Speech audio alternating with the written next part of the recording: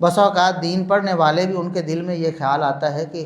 لوگ ہماری قدر نہیں کرتے، ہم معاشرے میں کوئی مقام نہیں رکھتے، اور اس کے لیے سیدنا علی بن ابی طالب رضی اللہ تعالیٰ عنہ رسول اللہ صلی اللہ علیہ وسلم کے داماد ہیں، چوتھے خلیفہ راشد ہیں، امیر المومنین، خلیفۃ المسلمین، وہ فرماتے ہیں کہ ایک مکھی کی مثال، یہ جو شہد کی مکھی ہے نا، شہد کی مکھی، اس کو جو اڑنے والے بڑے بڑے پرندے ہیں نا، دنیا میں بڑے بڑے پرندے ہیں، تو شہد کی مکھی جو ہے نا وہ جب باہر نکلتی ہے، حقیر سی چھوٹی سی اللہ کی مخلوق ہے، تو وہ بڑے بڑے پرندے جو ہے نا وہ کہتے ہیں یہ کیا چیز ہے، یہ ہمارے مقابلے میں اس کی کیا حیثیت ہے، ہم اس دنیا میں اس کائنات میں دیکھیں کتنے بڑے بڑے ہیں اور یہ ایک چھوٹی سی مخلوق ہے۔ اور مکھی اگر یہ سمجھ لے تو میرا تو کوئی فائدہ ہی نہیں، فرمایا اگر انہیں معلوم ہو جائے، دنیا کے جو باقی جانور ہیں جو اس کو حقیر سمجھتے ہیں، اگر انہیں معلوم ہو جائے کہ اس مکھی کی اللہ رب العزت کے ہاں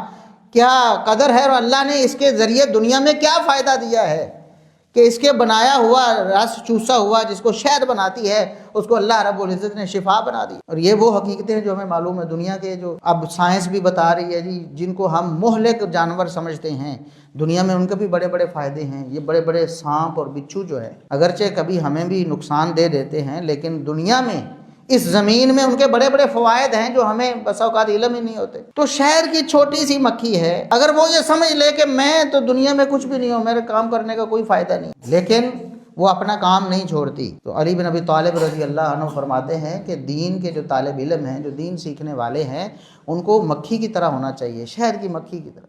لوگوں کی پرواہ نہ کریں۔ اگر لوگوں کو معلوم ہو جائے کہ علماء کس قدر عزت والے ہیں، اللہ کے ہاں کس قدر مقام والے ہیں، دنیا کے لیے کس قدر ضروری اور مفید ہیں، تو دنیا والے ان کو ہاتھوں پہ اٹھائیں، لیکن انہیں قدر نہیں ہے۔ تم شہر کی مکھی کی طرح بن جاؤ، لوگوں کی پرواہ نہ کرو، تم دیکھو کہ اللہ نے تمہیں کس قدر مقام دیا ہے، کس مشن کے لیے تمہیں چنا ہے، تمہارے ذریعے کس قدر خیر دنیا میں پھیل رہی ہے، اس کائنات کا نظام تمہارے ذریعے اللہ نے قائم رکھا ہوا ہے کہ جب تک علم وحی زندہ ہے تب تک قیامت نہیں آئے، اس لیے تم اپنا مقام سمجھو، اپنا کام جاری رکھو، دنیا کی فکر نہ کرو لوگ کیا کہتے ہیں۔